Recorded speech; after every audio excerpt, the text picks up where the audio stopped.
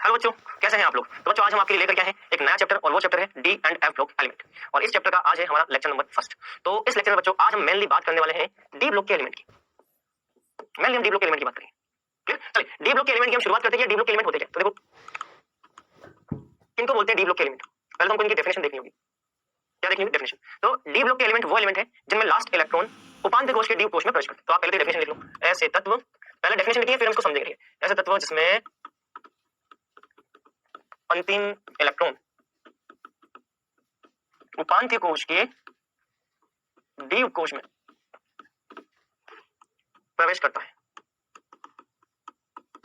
ऐसे तत्व जिसमें अंतिम इलेक्ट्रॉन उपांत्य कोश के डी कोश में प्रवेश करता है डी ब्लॉक के तत्व कहलाते हैं। ठीक है, चलो अब इसका एग्जांपल देखते हैं। आ जाओ एक इसका एग्जांपल लेके चलते हैं। जैसे मान लो आयरन, सबसे पहला एग्जांपल हम लिखते हैं इसमें आयरन।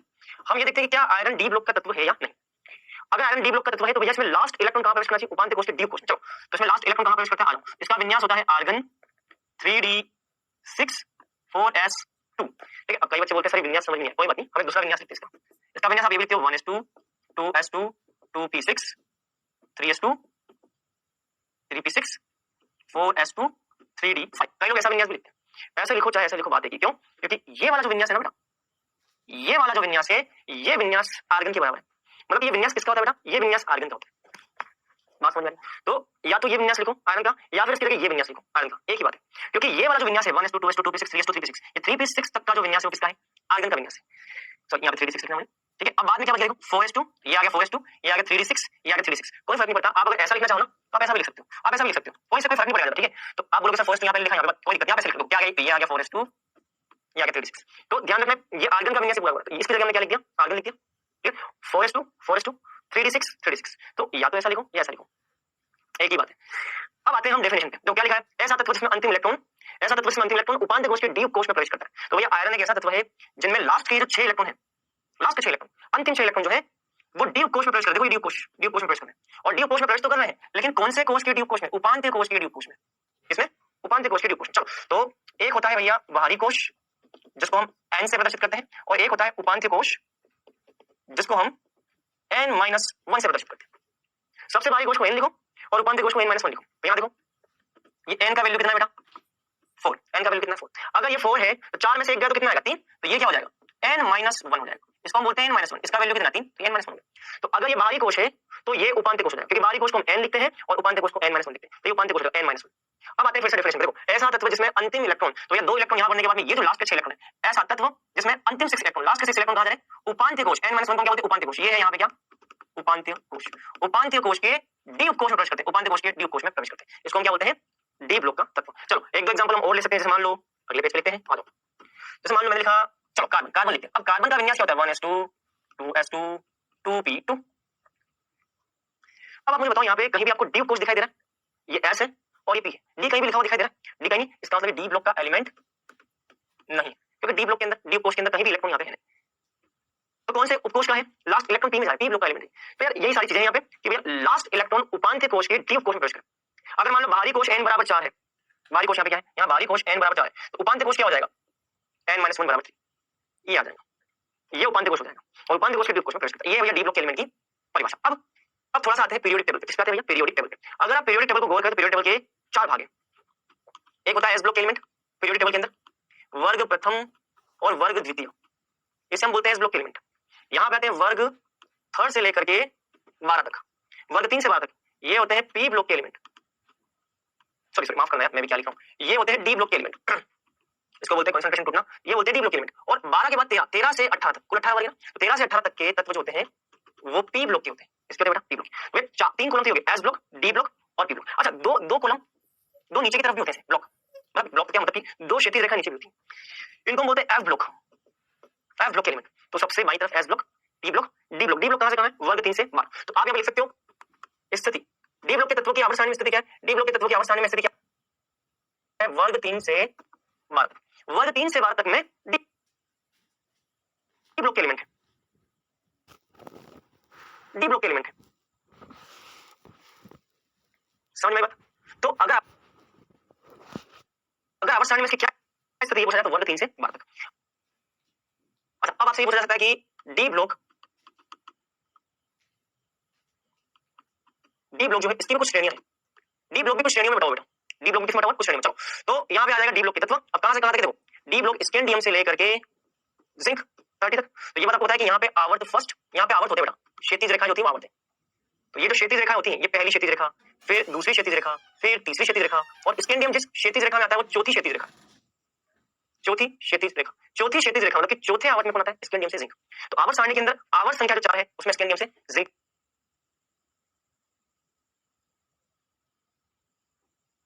तक के तत्व। आवर्त संख्या 5 जो उसमें डी ब्लॉक के अंदर एट्रियम 39 से लेकर के कैडमियम 48 यहां तक के तत्व, समझ लो।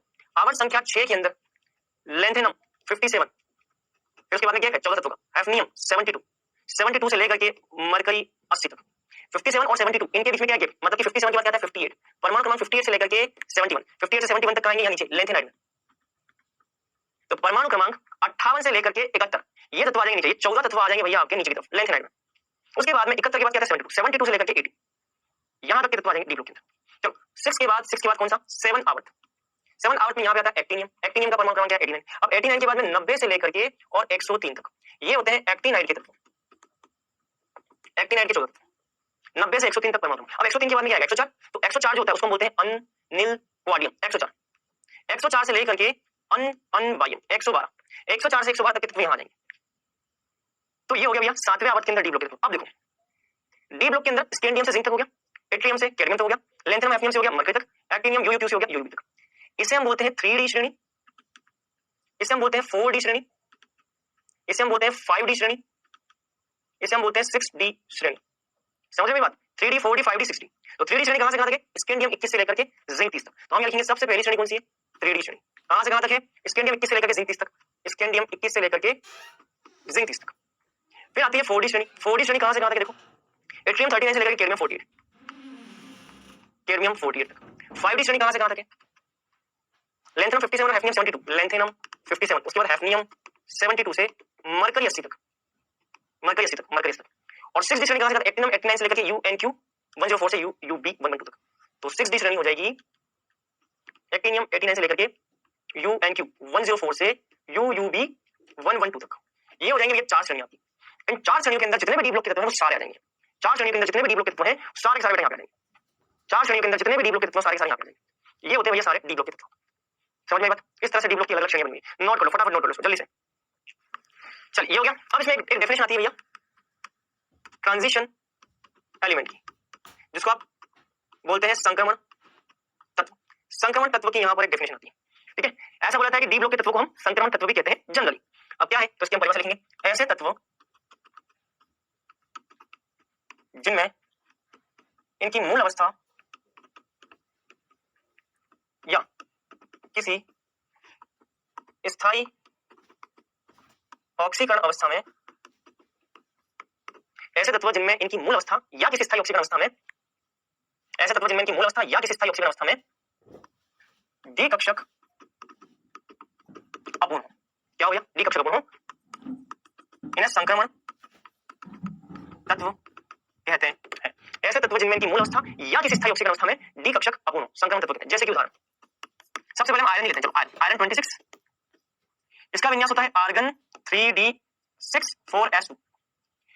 हम देखते हैं कि इसको हम संक्रमण तत्व बोले या ना बोले। संक्रमण तत्व का क्या मतलब, क्या होता है संक्रमण तत्व, उसको हम समझते हैं। ऐसे तत्व जिनमें इनकी मूल अवस्था या किसी स्थायी ऑक्सीकरण अवस्था में डी कक्षक अपूर्ण होते हैं। चलो यहाँ पे 2-3 चीजों को समझना बहुत जरूरी। एक तो होता है डी कक्षक अपूर्ण और एक होता है डी कक्षक पूर्ण। डी कक्षक पूर्ण का मतलब होता है डी में 10 इलेक्ट्रॉन का होना। जब भी डी कक्षक पूर्ण बोला जाए तो डी के अंदर कितने इलेक्ट्रॉन होंगे, 10 इलेक्ट्रॉन होंगे। और जब भी डी कक्षक अपूर्ण बोला जाए तो डी के अंदर 1 से लेकर के 9 तक इलेक्ट्रॉन होंगे। तो अगर डी कक्षक अपूर्ण बोला जाता है यानी डी कक्षक अपूर्ण, जब भी डी कक्षक अपूर्ण लिखा हो तो कितने इलेक्ट्रॉन, 1 से 9 के बीच में जब भी इलेक्ट्रॉन होंगे तो डी कक्षक क्या कहलाएगा, अपूर्ण। जैसा कि यहाँ देखो डी कक्षक में 1 से 9 के बीच में, 1 से लेकर के 9 तक में कोई भी संख्या है तो ये हो जाएगा अपूर्ण डी कक्षक। तो ये तो समझ में आ गया अपूर्ण डी कक्षक का क्या मतलब। तो डी कक्षक अपूर्ण होता है उसका मतलब तो ये हो गया। अब बात करते हैं डाली दूसरा यहाँ पे क्या लिखा है, डी कक्षक अपूर्ण होता है किसमें, इनकी मूल अवस्था में या किसी स्थायी ऑक्सीकरण अवस्था में। तो इसे तो हम बोलते हैं मूल अवस्था। मूल अवस्था का मतलब ऐसी अवस्था जिसमें तत्व के परमाणु पर कोई आवेश न, ऐसी अवस्था जिसमें तत्व के परमाणु पर कोई आवेश न हो। मूल अवस्था का मतलब है ऐसी अवस्था जिसमें में तत्व के परमाणु पर कोई आवेश ना हो, तत्व के परमाणु पर कोई आवेश नहीं, इसको बोलते हैं मूल अवस्था। तो मूल अवस्था में डी कक्षक क्या है? अपूर्ण। ये लिखा है मूल अवस्था में डी कक्षक क्या है? अपूर्ण, मतलब कि संक्रमण तत्व है। और दूसरा क्या है? किसी स्थायी ऑक्सीजन अवस्था में डी कक्षक अपूर्ण। अच्छा, स्थायी ऑक्सीजन अवस्था क्या होती है? देखो, जब भी आयरन पे +2 आवेश है, ऑक्सीजन अवस्था का मतलब जब उस पर कोई आवेश हो। तो स्थायी ऑक्सीजन अवस्था का मतलब, इसका मतलब है तत्व के परमाणु पर किसी स्थायी आवेश का होना। परमाणु पर किसी स्थायी आवेश का होना। आयरन जो है वो परमाणु है, आयरन पर जब भी +2 आवेश है, स्थायी आवेश है, उसको बोलते हैं स्थायी ऑक्सीजन अवस्था। चलो, जैसे ही आयरन से 2 इलेक्ट्रॉन बाहर निकलेंगे, जैसे ही आयरन से 2 इलेक्ट्रॉन बाहर निकलेंगे तो इस पे क्या आ जाएगा? +2। आयरन के विन्यास में से 2 इलेक्ट्रॉन बाहर निकाल दो, ये 2 इलेक्ट्रॉन बाहर निकले तो विन्यास क्या हो जाएगा? Argon 3d6। इसका मतलब यहां पर भी डी कक्षक क्या है? यहां पर भी अपूर्ण डी कक्षक है। जब भी डी कक्षकों में 1 से लेकर के 9 की रेंज में आपको इलेक्ट्रॉन दिख जाए, 1 से 9 के बीच में आ रहा है, 1 से 9 के बीच में आ रहा है, जब भी 1 से 9 के बीच में आ रहा है, इसका मतलब भैया अपूर्ण डी कक्षक। और अपूर्ण डी कक्षक मतलब किसको क्या बोलेंगे? संक्रमण तत्व। संक्रमण तत्व का मतलब ऐसे तत्व जिनमें मूल अवस्था या किसी स्थायी ऑक्सीजन अवस्था में डी कक्षक क्या होते हैं? अपूर्ण होते हैं। तो जब भी किसी मूल अवस्था या स्थायी ऑक्सीजन अवस्था में डी कक्षक अपूर्ण होंगे तो इसमें क्या बोलेंगे? संक्रमण तत्व। चलो एक एग्जांपल ले लेते हैं, एक उदाहरण। मान लो मैंने लिखा जिंक और एक मैंने लिखा जिंक +2। जब तत्व के परमाणु पर कोई आवेश नहीं तो इसको हम बोलते हैं मूल अवस्था, और जब तत्व के परमाणु पर कोई आवेश है, स्थायी आवेश, तो इसको बोलते हैं स्थायी ऑक्सीकरण अवस्था। ऑक्सीकरण अवस्था का मतलब कोई आवेश, कोई भी आवेश। ऑक्सीकरण अवस्था मतलब कि कोई आवेश। तो यहाँ पे कौन सा आवेश है? +2, लेकिन यहाँ पे स्थायी +2 इसका स्थायी होता है। इसका विन्यास क्या होता है? इसका विन्यास होता है आर्गन 3d10 4s2। ये विन्यास है इसका। तो आप देखो यहाँ पे डी कक्षक क्या है? यहाँ पे डी कक्षक पूर्ण भरे हुए हैं। डी कक्षक पूर्ण भरे, तो यहाँ पे डी कक्षक क्या है? पूर्ण। और डी कक्षक जब भी पूर्ण हो तो भैया इसको हम संक्रमण तत्व नहीं बोलते, क्योंकि संक्रमण तत्व बोलने के लिए डी कक्षक अपूर्ण होने चाहिए भाई। यहाँ पे डी कक्षक पूर्ण है, मतलब कि संक्रमण तत्व नहीं। चलो ऑक्सीजन अवस्था, इसमें देखते हैं, जब भी इसमें से 2 इलेक्ट्रॉन बाहर निकलेंगे तो +2 आ जाएगा, मतलब कि ये वाले 2 इलेक्ट्रॉन बाहर निकाल दो तो विन्यास हो जाएगा 3d10 4s0। इसमें भी आप देखो, यहाँ पर भी डी के अंदर 10 इलेक्ट्रॉन है, पूर्ण डी कक्षक। इसका मतलब मूल अवस्था और स्थायी ऑक्सीजन अवस्था दोनों में डी कक्षक क्या है? पूर्ण भरे हुए। और जब भी डी कक्षक पूर्ण भरे होंगे तो इसको हम संक्रमण तत्व नहीं बोलते। संक्रमण तत्व बोलने के लिए डी कक्षक अपूर्ण होने चाहिए, मतलब कि जिंक जो है यहाँ संक्रमण तत्व नहीं है। तो भैया जैसे जिंक है वैसे कैडमियम है, वैसे मरकरी। जिंक, कैडमियम और मरकरी ये तीनों ही संक्रमण तत्व नहीं है, क्योंकि इनकी मूल अवस्था तथा स्थायी ऑक्सीकरण अवस्था में डी कक्षक पूर्ण भरे होते हैं, पूर्ण भरे होते हैं। अगर डी कक्षक पूर्ण भरे हुए तो इनको हम संक्रमण तत्व नहीं बोलेंगे। तो ये भैया यहाँ पे संक्रमण तत्व की परिभाषा हो गई। चलिए इसको नोट कर लो फटाफट। चलिए यहाँ तक की बात हो गई। अब आते हैं डी ब्लॉक के एलिमेंट की कुछ प्रॉपर्टीज, गुणधर्म। गुणधर्मों में सबसे पहला है अंतराकाशी यौगिक का बनना। अंतराकाशी यौगिक का बनना, इसका बनना अंतराकाशी यौगिक का बनना। इसको अंग्रेजी में बोलते हैं इंटरस्टिशियल कंपाउंड, इंटरस्टिशियल कंपाउंड का निर्माण। ठीक, अच्छा इंटरस्टिशियल कंपाउंड क्या होता है देखो मैं आपको बताऊं। हमने ठोस अवस्था पढ़ा है ना, ठोस अवस्था में धातुओं के परमाणु क्या होते हैं? निश्चित जालक बिंदु में व्यवस्थित होते हैं, व्यवस्थित, निश्चित जालक बिंदु में व्यवस्थित होते हैं। जालक बिंदु का मतलब अवयवी कणों की कुछ ना कुछ जगह होती है। तो अंतराकाशी यौगिक का मतलब है कि जो भी आपका धातु का जालक है ना, धातु का जो भी जालक है, उस जालक के अंदर मान लो धातु का परमाणु, ये धातु का परमाणु है, ठीक है। धातु के परमाणु में ये जो बीच वाली जगह है ना बेटा, धातु के परमाणु ये जो बीच वाली जगह ना, इसको हम बोलते हैं अंतराकाशी जगह, अंतराकाशी स्थल। इसको हम बोलते हैं क्या? अंतराकाशी स्थल। तो धातुओं के बीच में जो जगह होती है इसको बोलते हैं अंतराकाशी स्थल। क्या बोलते हैं बेटा? अंतराकाशी स्थल। तो होता क्या है, ये जो अंतराकाशी स्थल है, धातुओं के परमाणु में के बीच में जो जगह है ना, बीच में जो खाली जगह है, धातुओं के परमाणु के बीच में जो खाली जगह है, इसको बोलते हैं अंतराकाशी स्थल। तो ये जो अंतराकाशी स्थल है, इन अंतराकाशी स्थल में, अंतराकाशी स्थल में कार्बन, बोरोन, हाइड्रोजन या नाइट्रोजन जैसे छोटे परमाणु, अंतराकाशी स्थल में कार्बन, बोरोन, हाइड्रोजन या नाइट्रोजन जैसे छोटे परमाणु जब फंस जाते हैं, तो इस प्रकार के यौगिक अंतराकाशी यौगिक कहलाते हैं। इस प्रकार के यौगिक अंतराकाशी यौगिक कहलाते हैं। अंतराकाशी स्थल में कार्बन, बोरोन, हाइड्रोजन या नाइट्रोजन जैसे छोटे परमाणु जब फंस जाते हैं तो इस प्रकार के यौगिक अंतराकाशी यौगिक कहलाते हैं। जैसे यहाँ पे आप देख सकते हो। अब इन अंतराकाशी यौगिकों के क्या गुण है? चलो इन अंतराकाशी यौगिकों के क्या गुण है, ठीक है। तो अंतराकाशी यौगिक जो होते हैं भैया, इनके घनत्व बहुत ज्यादा होते हैं, घनत्व इनके बहुत ज्यादा होते हैं, हाई घनत्व होते हैं, ठीक है। दूसरा, इनके मेल्टिंग पॉइंट बहुत ज्यादा होते हैं, गलनांक भी क्या होते हैं? बहुत ज्यादा। क्योंकि सीधी सी बात है, अगर जालक के बीच में अगर कार्बन, नाइट्रोजन, हाइड्रोजन जैसे परमाणु अगर फंस जाएंगे तो बॉन्डिंग और मजबूत हो जाएगी, जालक बहुत मजबूत हो जाएगा, जालक मजबूत होगा, घनत्व बढ़ जाएंगे और मेल्टिंग पॉइंट भी बढ़ जाता है। ये विद्युत चालक भी होते हैं, विद्युत चालकता प्रदर्शित करते हैं। ये विद्युत चालकता प्रदर्शित करते हैं। क्या प्रदर्शित करते हैं? विद्युत चालकता प्रदर्शित करते हैं। साथ ही साथ विद्युत चालकता प्रदर्शित करने के साथ ही साथ घनत्व ज्यादा, मेल्टिंग पॉइंट ज्यादा, विद्युत चालकता प्रदर्शित करते हैं और साथ ही साथ इन यौगिकों में बहुत ही ज्यादा कठोरता होती है, अत्यंत कठोर होते हैं ये। साथ ही साथ इनमें एक पॉइंट होता है, इन यौगिकों का एक नाम होता है, इन यौगिकों को अरस समीकरण मिति, अरस समीकरण मिति यौगिक भी कहते हैं। इनका दूसरा नाम अरस समीकरण मिति यौगिक भी है, इन्हें अरस समीकरण मिति यौगिक भी कहते हैं। इन यौगिकों को अरस समीकरण मिति यौगिक भी बोलते हैं। तो ये इनके गुणधर्म है जो कि आपको ध्यान रखना, नोट करो फटाफट।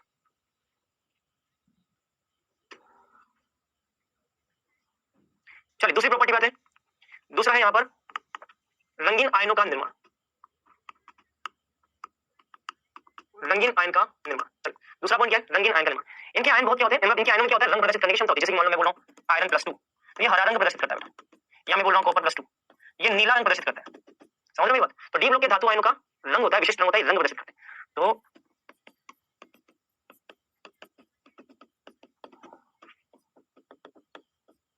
इस ब्लॉक के धातु आयन रंगीन होते हैं, इस ब्लॉक के धातु आयन रंगीन होते हैं। क्यों रंगीन होते हैं, चलो उसका कारण भी बताता हूँ।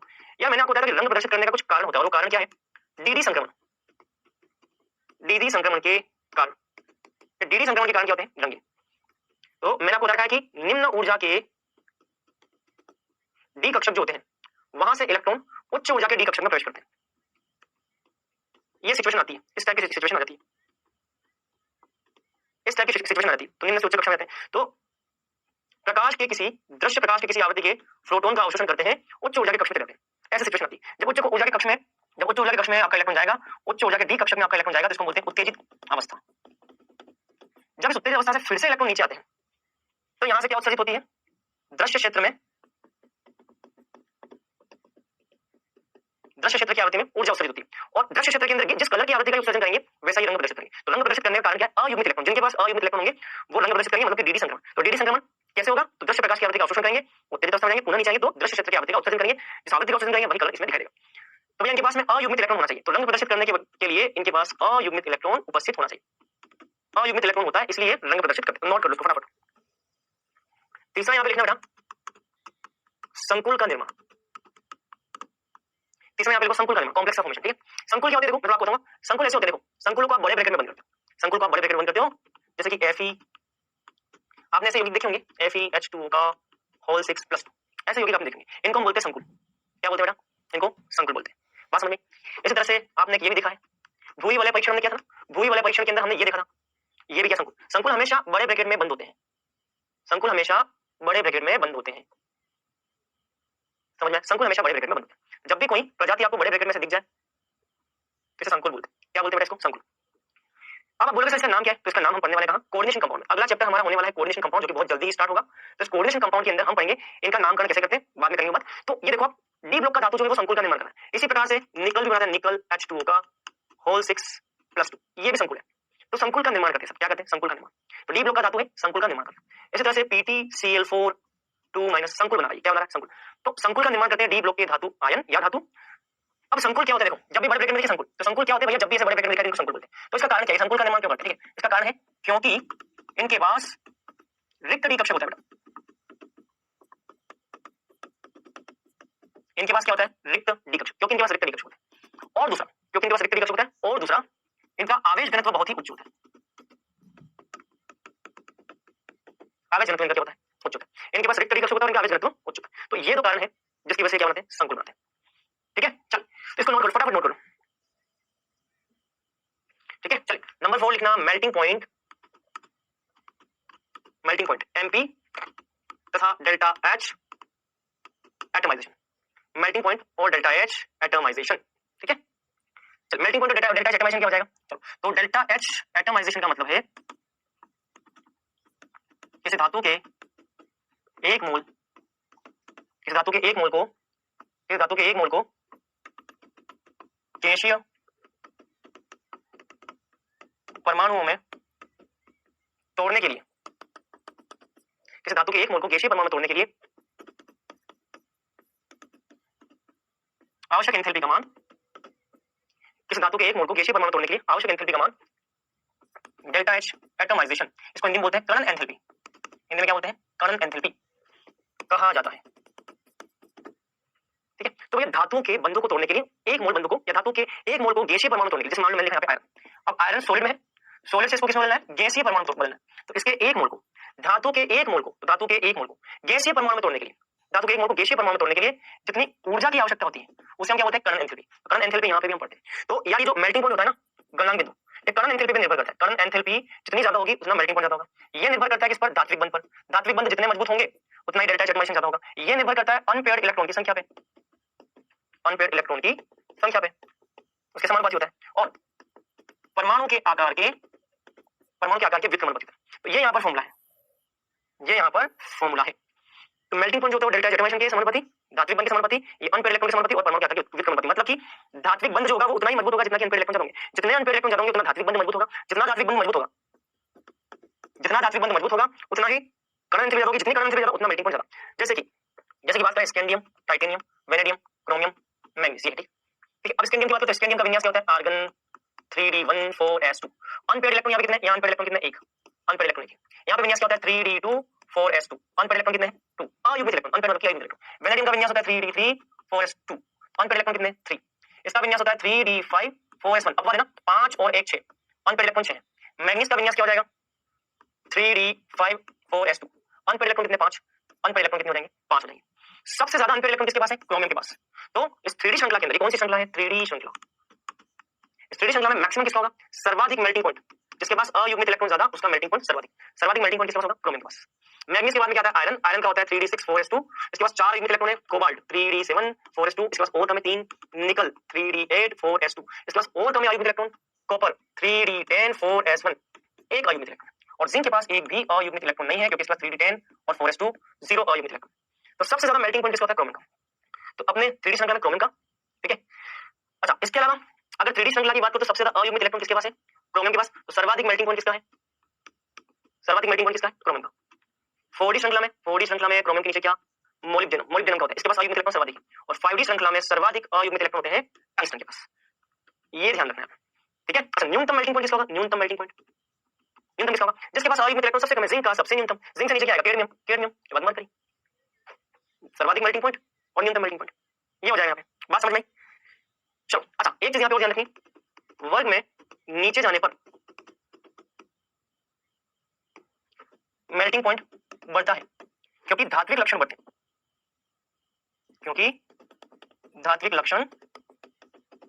हैं, मतलब कि 3D श्रृंखला की तुलना में 4D का मेल्टिंग पॉइंट ज्यादा है। 4D श्रृंखला की तुलना में 5D श्रृंखला का मेल्टिंग पॉइंट ज्यादा है। 3D की तुलना में 4D, 4D की तुलना में 5D। ये क्रम है, नीचे जाने पर मेल्टिंग पॉइंट बढ़ता है। लेकिन जिंक, कैडमियम और मरकरी में उल्टा होता है। जिंक, कैडमियम और मरकरी में नीचे जाने पर मेल्टिंग पॉइंट बढ़ता नहीं है, घटता है। ऐसा इसलिए क्योंकि अगर आपको याद हो तो मरकरी क्या होता है, द्रव। और द्रवों के मेल्टिंग पॉइंट ठोस की तुलना में क्या होते हैं, कम होते हैं। ये आपको पता होता है, ये ठोस होते हैं, ये द्रव होते हैं। नीचे जाने पर द्रव है, मेल्टिंग पॉइंट घटता है। तो ये पूरा यहाँ पर मेल्टिंग पॉइंट और डेल्टा एटमाइजेशन की थ्योरी है, पढ़ लेना इसको, इससे बाहर क्वेश्चन नहीं आएगा, नोट कर लो। चलिए अब आएगा अगला प्रॉपर्टी, पांचवा, ऑक्सीडेशन स्टेट, ऑक्सीकरण अवस्था। देखो संक्रमण तत्व जो होते हैं ना, वो परिवर्तित ऑक्सीकरण अवस्था प्रदर्शित करते हैं।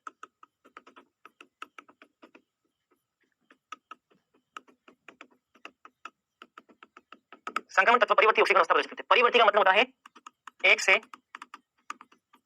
अधिक प्रकार की, संक्रमण तत्व एक से अधिक प्रकार की ऑक्सीकरण अवस्था प्रदर्शित करते हैं। संक्रमण तत्व एक से अधिक प्रकार की ऑक्सीकरण अवस्था प्रदर्शित करते हैं। जैसे कि अगर मैं बात करूं स्कैंडियम की, तो स्कैंडियम की ऑक्सीकरण अवस्था +3 होती है।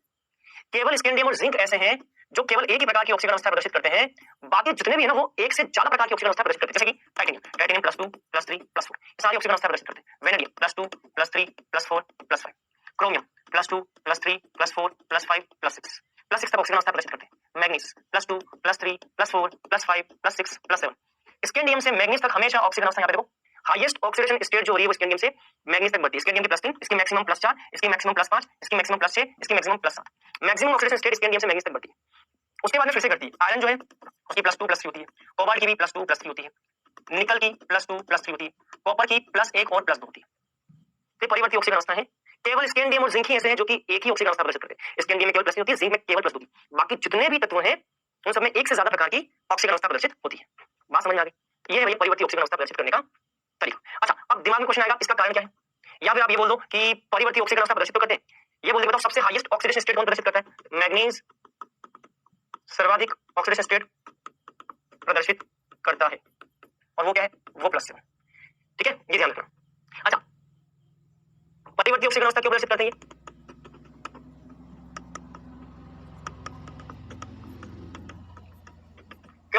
कारण क्या है? चलो उसका कारण क्या, चलिए उसका कारण जानते हैं। क्या जानते हैं बेटा उसका कारण? परिवर्ती ऑक्सीकरण अवस्था प्रदर्शित करने का कारण है क्योंकि इनमें NS, N का मतलब बाहरी कक्षा, तथा N-1D, NS तथा N-1D, N-1 को क्या बोलते हैं? उपांत्य कक्षा। बाहरी कक्षा तथा उपांत्य कक्षा के बीच ऊर्जा का अंतर अत्यंत कम होता है। ऊर्जा का अंतर बहुत ही कम होता है, अत्यंत कम होता है, क्योंकि में NS तथा N-1D के बीच ऊर्जा का अंतर बहुत ही कम होता है, इसलिए एक से ज्यादा प्रकार की ऑक्सीजन अवस्था प्रदर्शित करते हैं। नोट करो इसको, फटाफट नोट लो। क्लियर? यहां तक की बात क्लियर? अच्छा यहां पे एक चीज हम और देखेंगे। अच्छा सबसे कॉमन ऑक्सीडेशन स्टेट कौन सी? सबसे सामान्य ऑक्सीजन अवस्था सब प्रदर्शित करें। +2 +2 +2 +2 +2 +2 +2 +2 +2। मुझे लगता है सारे एलिमेंट जो ऑक्सीजन अवस्था प्रदर्शित कर रहे हैं कौन सी है? सबसे कॉमन ऑक्सीडेशन स्टेट कौन सी? +2 ऑक्सीडेशन स्टेट सबसे सामान्य है, सबसे कॉमन ऑक्सीडेशन स्टेट +2, ठीक है, ये ध्यान रखना। अच्छा इसके अलावा एक चीज ये भी ध्यान रखनी है कि +2 हाँ, एक चीज यहाँ पे ध्यान रखनी कि धातु से M+2 M का SRP मान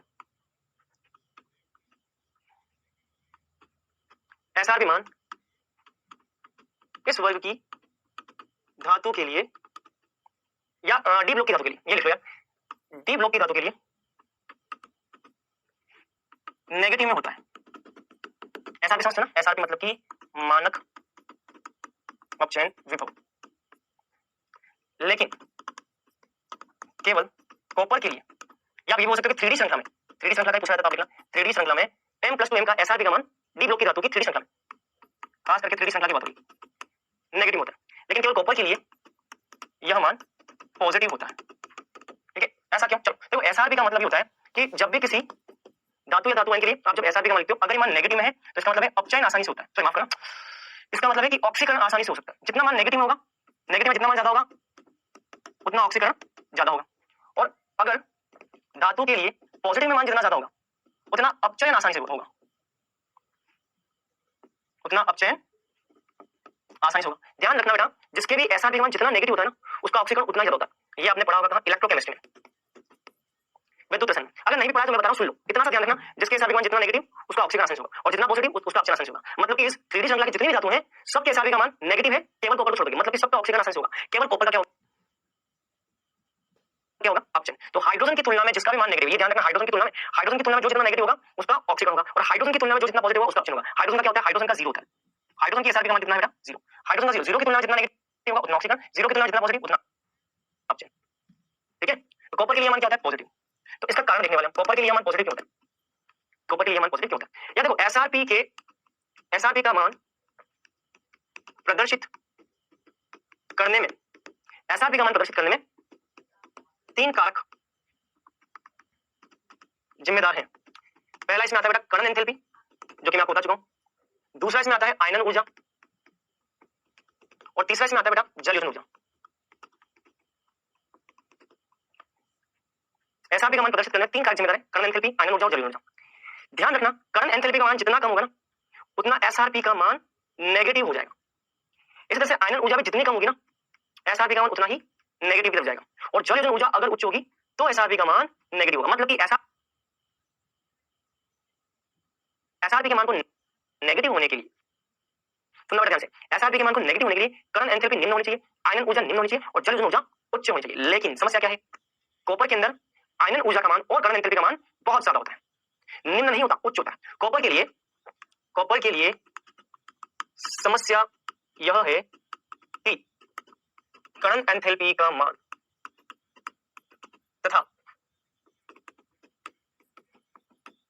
आयनन एनर्जी का मान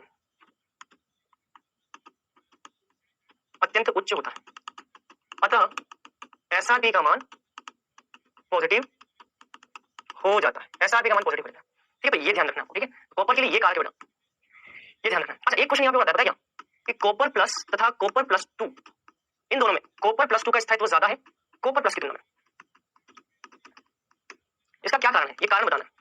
एक क्वेश्चन आता है एग्जाम में, ध्यान रखना, क्योंकि कॉपर प्लस 2 के लिए, इसका कारण क्या? क्योंकि कॉपर प्लस 2 के लिए ये जल योजन ऊर्जा का मान है बहुत ज्यादा होता है। जल योजन ऊर्जा का मान अत्यंत प्रभावी होता है, अतः यह ज्यादा स्थायी होता है। ये ध्यान रखना। क्लियर? अच्छा, इसमें एक दूसरे में और बताना चाहूंगा आपको, जैसे कि एसआरपी, अगर एसआरपी का मान नेगेटिव में है ना, तो जिसके लिए एसआरपी का मान नेगेटिव होगा, ये तत्व हाइड्रोजन को अपचयित करेगा, समझ रहे हो? और जिस तत्व के लिए एसआरपी का मान पॉजिटिव में है, ये तत्व हाइड्रोजन को ऑक्सीकृत करेगा। ठीक है? जैसे कि मैं आपको बताऊं, विद्युत रासायनिक श्रेणी में ली के बाप ने काना से मांगा अलमारी, जमीन, कार, फ्रिज, ये तो शादी पोस्टपोन्ड है, और लास्ट में आता है कॉपर। हाइड्रोजन का होता है भैया यहाँ पे 0। हाइड्रोजन से ऊपर जितने भी तत्व हैं, इन सबका होता है नेगेटिव में एसआरपी, इन सबका नेगेटिव में एसआरपी होता है। और कॉपर जो होता है, कॉपर का एसआरपी यहाँ पे होता है पॉजिटिव में। क्या होता है कॉपर का एसआरपी? पॉजिटिव में। अभी मैंने थोड़ी देर बताया ना कॉपर का एसआरपी क्या होता है, कॉपर का एसआरपी पॉजिटिव। तो अब देखो यहाँ पे जिनका एसआरपी नेगेटिव है, ये तत्व हाइड्रोजन को अपचयित करेंगे। मतलब कि मान लो मैंने लिया जिंक, ठीक है, अब जिंक का एसआरपी नेगेटिव में है, तो जिंक हाइड्रोजन को क्या करेगा? जिंक हाइड्रोजन को क्या करेगा? क्या लिखा देखो, जिसका मान नेगेटिव होगा, जिसका मान नेगेटिव में, ये हाइड्रोजन को अपचयित करेगा, तो ये हाइड्रोजन का क्या करेगा? अपचयन। तो हाइड्रोजन का करेगा ये अपचयन, तो देखो हाइड्रोजन का हो गया अपचयन, +6 में 0 में, और जिंक का खुद का क्या होगा? ऑक्सीकरण। जिंक का हो गया ऑक्सीकरण। और जिसके एसआरपी का मान पॉजिटिव में है, वो हाइड्रोजन को क्या करेगा? वो हाइड्रोजन को ऑक्सीकृत करेगा। तो हाइड्रोजन का हो गया देखो 0 से +1 ऑक्सीकृत करेगा, और खुद का क्या हो जाएगा? खुद का हो जाएगा अपचयन। बात समझ में? तो ये यहाँ पर दो इक्वेशन है, दोनों इक्वेशन में इस तरह से डिफरेंट है। ध्यान रखना, जिसका एसआरपी नेगेटिव है वो हाइड्रोजन को अपचयन करेगा, और जिसका एसआरपी पॉजिटिव में है वो हाइड्रोजन को ऑक्सीकृत करेगा। ये डिफरेंस है। ठीक, तो इसको नोट कर लो, फिर आगे बात करते हैं। नोट करो। फिर चलो एक क्वेश्चन लिखते हैं। क्रोमियम +2 रिड्यूसिंग एजेंट है, अपचायक है। रिड्यूसिंग एजेंट का मतलब अपचायक है। लेकिन Mn+3 ऑक्सीकारक है। कारण Mn+3 ऑक्सीकारक कारण। ठीक है, तो देखो क्रोमियम +2 है, इसका विन्यास भी D4 होता है, सुनना मेरे ध्यान से, और मैंगनीज +3 है, इसका विन्यास भी D4 होता है। अब आधे लोग सोचेंगे सर D4 कैसे? चलो समझाता हूं आपको। क्रोमियम होता है, क्रोमियम का विन्यास होता है D5 4s1, ये होता है ना। मुझे यहां से 2 इलेक्ट्रॉन निकालने, क्रोमियम से 2 इलेक्ट्रॉन निकालने, तो मैंने क्या किया? एक इलेक्ट्रॉन यहां से निकाल दिया, और एक इलेक्ट्रॉन यहां से निकाल दिया। एक इलेक्ट्रॉन यहां से, एक इलेक्ट्रॉन यहां से, ये 0 हो गया, 3d4 हो गया। इसमें कितने निकालने? 3 इलेक्ट्रॉन। मैग्नीज में कितने निकालने? 3। चलो मैग्नीज का विन्यास क्या था? इसमें 3 निकालने मतलब किसका विन्यास क्या हो जाएगा? ये 2 यहां से चले गए और एक यहां से चला जाएगा, ये 3d4 हो जाएगा। मतलब किसका भी 3d4 है, इसका भी 3d4, दोनों का 3d4 है। तो प्रश्न में बोला कि ये अच्छा अपचायक है। अपचायक कौन होता है? जिसका क्या होता है? ऑक्सीकरण। इसका हो जाएगा ऑक्सीकरण। अपचायक वो है जिसका ऑक्सीकरण होता है, मतलब कि D4 से किसमें बदल जाएगा? एक इलेक्ट्रॉन निकलेगा तो D4 से D3 में बदल जाएगा, और ये अच्छा ऑक्सीकारक है। ऑक्सीकारक होते हैं जिनका अपचयन होता है, ये एक इलेक्ट्रॉन ग्रहण करेगा तो D4 से D3 में बदल जाएगा, सॉरी माफ करना, D4 से D5 में बदल जाएगा। इसका मतलब ये हुआ कि 3d4 से 3d3 बनना है, और यहाँ पे 3d4 से 3d5 बनना है। 3d5 बनना मतलब कि ये क्या हो गया? स्थायी विन्यास। ये क्या हो गया? स्थायी विन्यास। डी में 5 इलेक्ट्रॉन, अर्धपूर्ण कक्षक है, और ये क्या हो गया? स्थायी विन्यास। इसका मतलब Mn+3 जो होगा वो अच्छा ऑक्सीकारक है, क्योंकि ये जैसे ही एक इलेक्ट्रॉन ग्रहण करेगा तो D5 में बदल जाएगा, और D5 मतलब कि अर्धपूर्ण स्थायी विन्यास। इसका मतलब तो बहुत अच्छी बात है, ये तो अच्छा ऑक्सीकारक कहलाएगा, क्योंकि ये इसलिए अच्छा ऑक्सीकारक है क्योंकि अगर एक इलेक्ट्रॉन ग्रहण करेगा तो स्थायी विन्यास में बदल जाएगा, मतलब कि अर्धपूर्ण स्थायी विन्यास बेस्ट कंडीशन होगी। इसलिए भैया इसका तो अपचयन होगा ही होगा, उसको ऑक्सीकारक बोलेंगे। बात करें इसकी, इसमें क्या होता है? देखो, इसमें जैसे ही ये एक इलेक्ट्रॉन को त्यागेगा तो इसका विन्यास हो जाएगा 3d3। अब आप बोलोगे सर इसने अगर एक इलेक्ट्रॉन को त्यागा तो 3d3 हो गया, समझ में आ गया, लेकिन ये तो स्थायी है नहीं। चलो इसका तो समझ में आया, ये तो स्थायी है, इसलिए भैया एक इलेक्ट्रॉन को जोड़ लेगा, ये स्थायी होगा। लेकिन सर ये इलेक्ट्रॉन को त्यागेगा क्यों? इसका तो स्थायी नहीं हो रहा। चलो ये क्यों करेगा, मैं आपको बताता हूं। देखो होता क्या है, इसके पास यहाँ पे कितने? 4 इलेक्ट्रॉन, 1 2 3 4। आपको मैं आगे कोऑर्डिनेशन कंपाउंड पढ़ाऊंगा। कोऑर्डिनेशन कंपाउंड के अंदर मैं आपको बताने वाला हूं कि ये जो 5 कक्षक हैं, ये आगे 3 और 2 ऐसे कक्षकों में बढ़ जाते हैं। ये जो 5 कक्षक है बेटा, ये 5 कक्षक कोऑर्डिनेशन केमिस्ट्री में पढ़ेंगे। मैं आपको अगला चैप्टर पढ़ाऊंगा कोऑर्डिनेशन कंपाउंड, उसमें मैं आपको बताऊंगा कि ये जो 5 डी कक्षक है, ये आगे T2G और EG ऐसे 2 में टूट जाते हैं। यहाँ पे कितने इलेक्ट्रॉन? 4 इलेक्ट्रॉन, सॉरी माफ करना, हाँ यहाँ पे 4 इलेक्ट्रॉन, यहाँ पे 3, मैं इसकी बात कर रहा हूँ। ठीक है, 3 इलेक्ट्रॉन, 3 इलेक्ट्रॉन, यहाँ पे कितने? 3 इलेक्ट्रॉन। हम तो इसकी बात कर रहे हैं, हमें तो ये साबित करना है स्थायी है, ये 3 इलेक्ट्रॉन है। तो होगा क्या भैया? 1 2 3, ये तीनों इलेक्ट्रॉन निम्न ऊर्जा की कक्षा में, ये निम्न ऊर्जा है, और इसकी ऊर्जा क्या है? उच्च। जो ऊपर की तरफ है वो उच्च ऊर्जा, और नीचे की तरफ निम्न ऊर्जा। तो आप देखो इलेक्ट्रॉन यहाँ पे निम्न ऊर्जा के अंदर जाएंगे। जब इलेक्ट्रॉन निम्न ऊर्जा कक्षा में जाएंगे तो वो क्या होंगे? स्थायी हो जाएंगे। तो इसीलिए ये वाला विन्यास जो है ना, ये भी क्या है?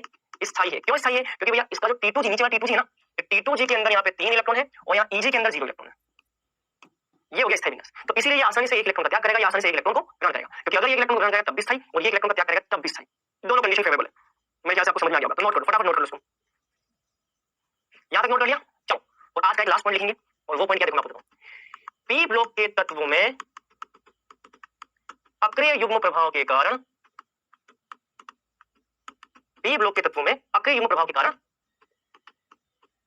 वर्ग में नीचे जाने पर, पी ब्लॉक के तत्वों में अक्रिय युग्म प्रभाव के कारण वर्ग में नीचे जाने पर निम्न ऑक्सीकरण अवस्था का स्थायित्व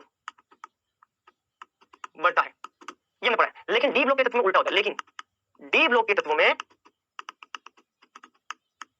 नीचे जाने पर उच्च ऑक्सीकरण अवस्था का स्थायित्व बढ़ता है, क्योंकि धात्विक लक्षण बढ़ते हैं।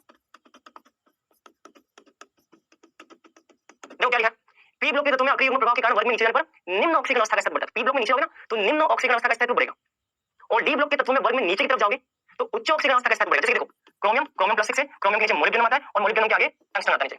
इसकी उच्च ऑक्सीकरण अवस्था क्या +6 तो नीचे जाने पर इनका स्थायित्व क्या होता है, बढ़ता है। तो ये स्थायित्व क्रम आ जाएगा, ये ध्यान रखना। लेकिन पी ब्लॉक में उल्टा होता है, निम्न ऑक्सीकरण अवस्था का स्थायित्व बढ़ता है। तो यार ये सारी बातें हैं जो आपको ध्यान रखनी है। आज हम इतने देखेंगे। अब आते हैं क्विज पर। क्विज के क्वेश्चन नंबर फर्स्ट, 3D श्रेणी का तत्व कौन सा, मैग्नीज, टेक्नीशियम, ऑस्मियम और इनमें से कोई नहीं।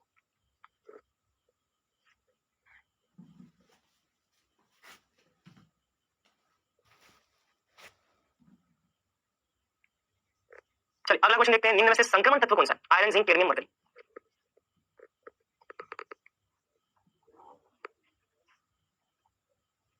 चलिए पहले क्वेश्चन बताते हैं 3D श्रेणी का तत्व कौन सा। अरे मैंने बताया scandium, titanium, vanadium, chromium, manganese, iron, cobalt, निकल, कॉपर और जिंक, ये सब 3D श्रेणी के तत्व हैं। तो देख लो 3D श्रेणी का तत्व कौन सा, मैंगनीज, ये मैंगनीज 3D का, ये 3D का आ जाएगा।